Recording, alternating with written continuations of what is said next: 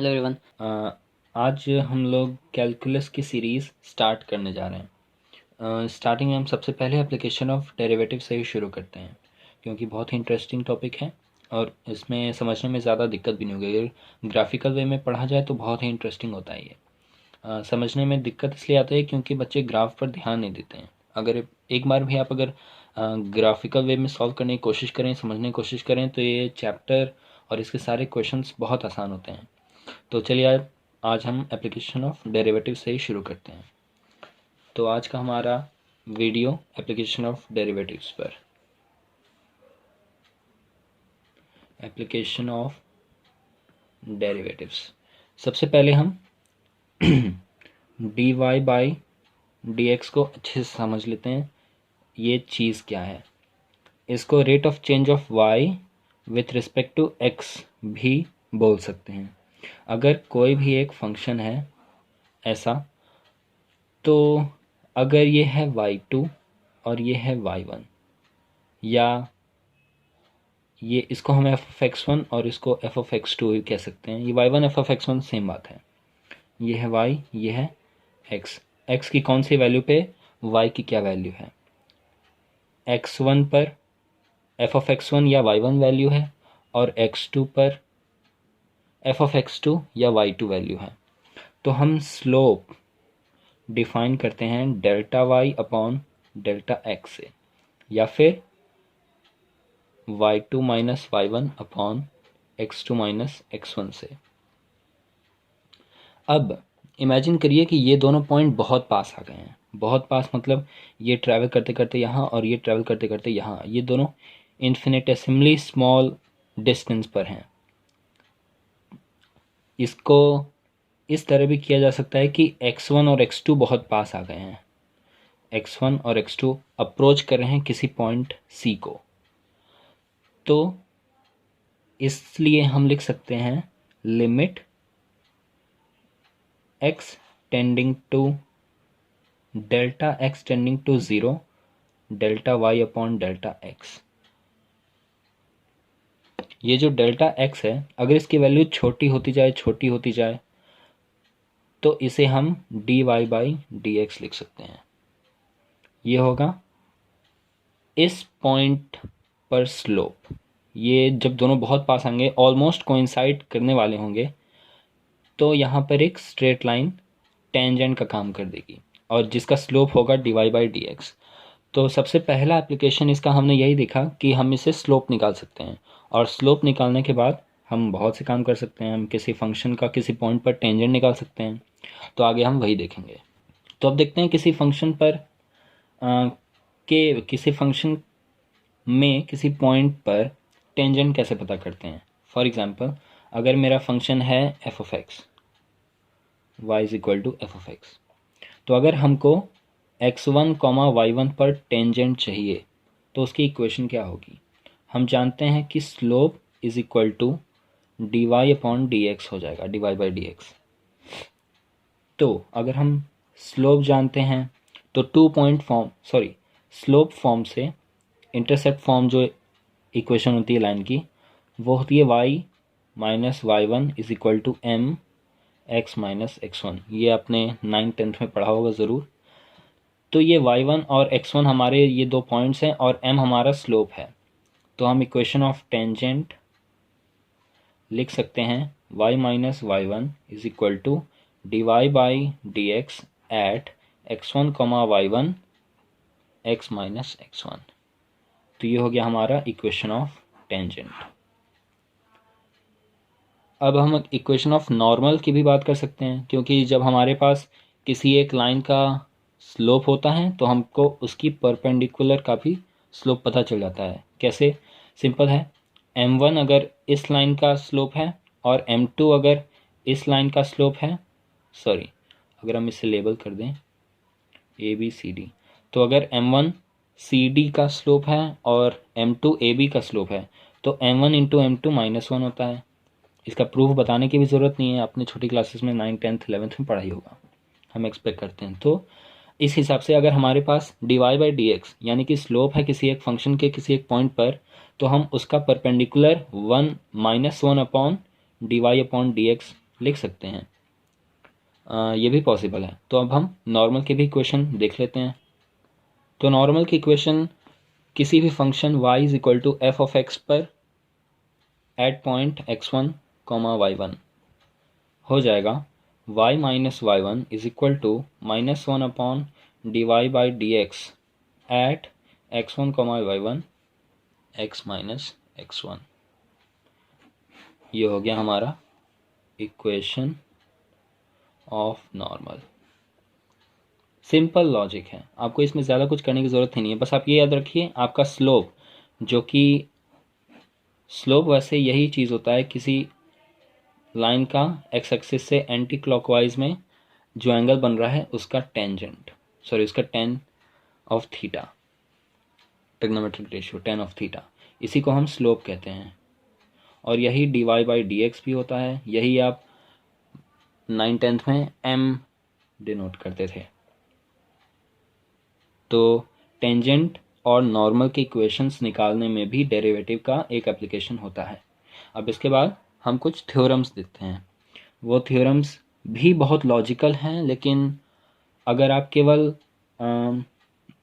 Bookish language में पढ़ेंगे तो आपको बहुत मतलब कॉम्प्लिकेटेड लगती है, क्या है क्या हो रहा है। लेकिन अगर आप ग्राफ के थ्रू समझेंगे तो बहुत आसान है। हम आपको आगे रोल्स थ्योरम बताने की कोशिश करते हैं। तो हम शुरू करते हैं रोल्स थ्योरम। रोल्स थ्योरम भी एप्लीकेशन ऑफ डेरिवेटिव का एक पार्ट है। रोल्स थ्योरम या बहुत लोग रोलीस थ्योरम भी कहते हैं, प्रोनाउंसिएशन डजेंट मैटर।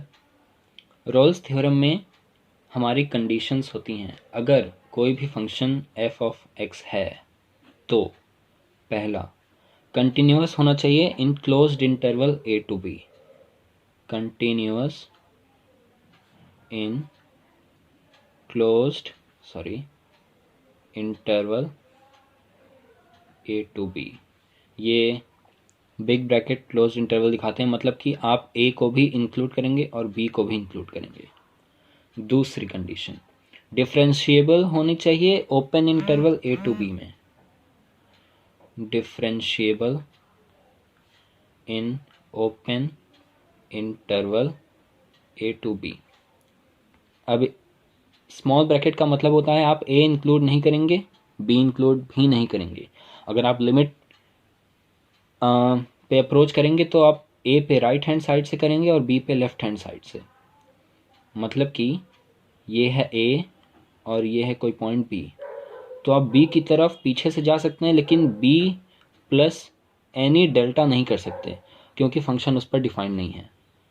मतलब कि बहुत आसान भाषा में, आप अगर b की वैल्यू 2 है तो आप 1.99999 कुछ भी ले सकते हैं, लेकिन 2.00001 नहीं ले सकते, बस ये मतलब है। और a की जगह a की वैल्यू अगर 1 है तो 1.0001 ले सकते हैं, लेकिन 0.99999 कुछ नहीं ले सकते। तो a की तरफ पॉजिटिव साइड से, b की तरफ नेगेटिव साइड से। ये है ओपन इंटरवल का मतलब। डिफरेंशिएबल होनी चाहिए ओपन इंटरवल में, कंटिन्यूअस होना चाहिए क्लोज्ड इंटरवल में, और f of a is equal to f of b होना चाहिए। Third condition, f of a is equal to f of b होना चाहिए। फंक्शन की जो वैल्यू ए पर होगी वही वैल्यू फंक्शन की बी पर भी होनी चाहिए। अगर ये तीन कंडीशन सेटिस्फाई करती हैं किसी फंक्शन के लिए तो there exist a number c such that f dash of c is equal to 0। Looking complicated, लेकिन इतना ज़्यादा हलवा नहीं है, बहुत आसान है। देखिए अब हम ग्राफिकल तरीके से उतर आते हैं इस पर।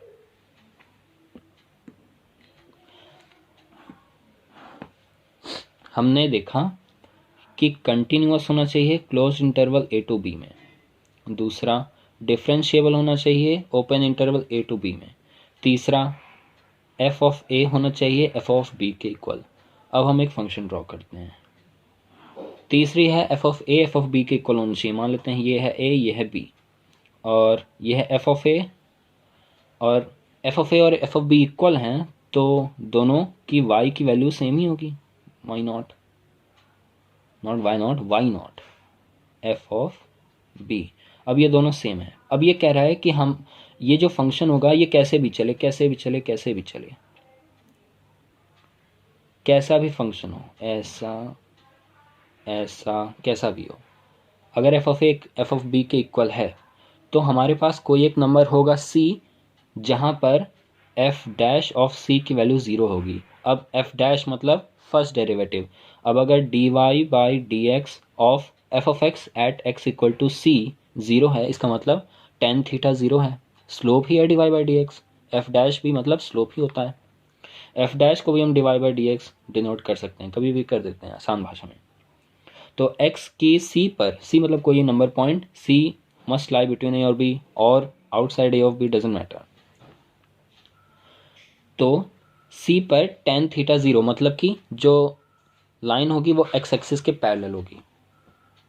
अब अगर f ऑफ b और f ऑफ a इक्वल हैं तो फंक्शन आप कहीं से भी ले जाइए, f ऑफ b पे लाने के लिए आप टर्न तो करेंगे ही करेंगे। कोई भी दो पॉइंट है, आप कोई भी रास्ता अपनाइए, लेकिन आपको जाना इसी पॉइंट पर है, बी पर। तो आप कहीं भी जाइए वापस तो आपको ऐसे मुड़ना ही पड़ेगा और कोई ना कोई ऐसा पॉइंट होगा जहाँ पर टेंजेंट सीधा होगा। ऑब्वियस सी बात है, यही मैथमेटिकल लैंग्वेज में टिपिकल लगती है। आई होप आपको समझाने में मैंने अच्छा प्रयास किया होगा और आपको समझ में भी आया होगा। मतलब अगर एफ ऑफ ए और एफ ऑफ बी इक्वल हैं तो फंक्शन को कहीं ना कहीं टर्न तो लेना ही पड़ेगा, और जहाँ भी वो टर्न लिया वहाँ पर एक ना एक टेंजेंट अगर हम खींचेंगे तो वो एक्स एक्सिस के पैरेलल तो होगी ही होगी। ये लाइन एक्स एक्सिस के पैरेलल होगी। अगर इसे हम अच्छे से ड्रॉ करें तो फंक्शन कुछ ऐसा दिखेगा। ये हमारा एक्स वाई एक्सिस, ये है एक्स, ये है वाई, सॉरी, ये है एफ ऑफ ए, ये है पॉइंट ए, ये एफ ऑफ बी, ये point b. F of a F of b equal हैं, ऐसे कोई भी एक फंक्शन है तो कहीं ना कहीं तो टर्न करेगा, और जहाँ भी टर्न करेगा वहाँ पे टेंजेंट हमेशा एक्स एक्सिस के पैरेलल होगी और यही पॉइंट सी होगा। तो बस सिंपल सा मीनिंग है। ये थी रोल्स थ्योरम। इस पर कुछ क्वेश्चंस आप ट्राई करिएगा, डिस्क्रिप्शन में हम डाल देंगे ज़रूर, और सॉल्यूशन आप भेजिएगा, बताइएगा, कमेंट में भी बताइएगा आपसे कौन सा लगा, नहीं लगा, टिपिकल कौन सा था। तो आशा करते हैं कि आप ज़रूर ट्राई करेंगे। इसी पर हम दूसरी थ्योरम डिस्कस करते हैं जिसका नाम है LMVT।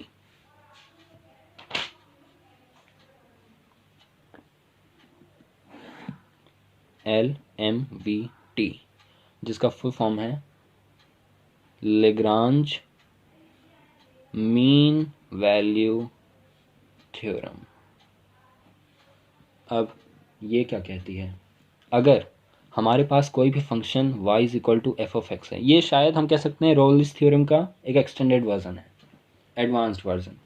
अगर हमारे पास कोई भी function y is equal to f of x है और उसमें कंडीशन दी हुई है कि वो कंटिन्यूअस है closed interval a to b में, डिफरेंशिएबल है open interval a to b में, तो हमारे पास कोई एक c होगा, there exist a number c such that वहाँ पर टेंजेंट जो होगा f डैश ऑफ c वो होगा f of b minus f of a upon b minus a। अगर f ऑफ b को हम y2, f ऑफ a को y1 मान लें और ये x2 माइनस x1, तो ये भी स्लोप का ही फॉर्म है, y2 minus y1 upon x2 minus x1 जो हमने प्रीवियस पेज में देखा था।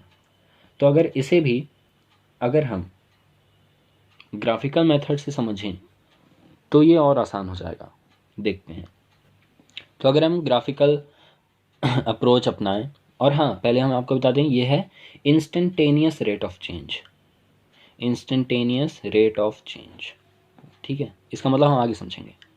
ये है हमारा कोई फंक्शन, सॉरी ये है ग्राफ, और ये है हमारा ए पॉइंट, ये है हमारा एफ ऑफ ए, और ये है कोई पॉइंट बी। इसमें एफ ऑफ ए और एफ ऑफ बी को इक्वल होने की ज़रूरत नहीं है, मतलब हम एफ ऑफ बी चलिए यहाँ मान लेते हैं, सॉरी इसी के ऊपर ही आना चाहिए ना, ये है एफ ऑफ बी।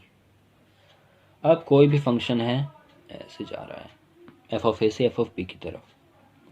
तो there exist point c such that वहाँ पर जो टेंजेंट होगा वो पैरेलल होगा।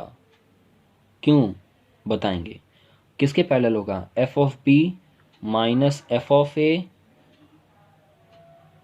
ये है F of B minus F of A upon B minus A. F of B minus F of A ये है, ये इतना, और बी माइनस ए ये है, मतलब इतना डिवाइडेड बाय इतना, मतलब टेन थीटा।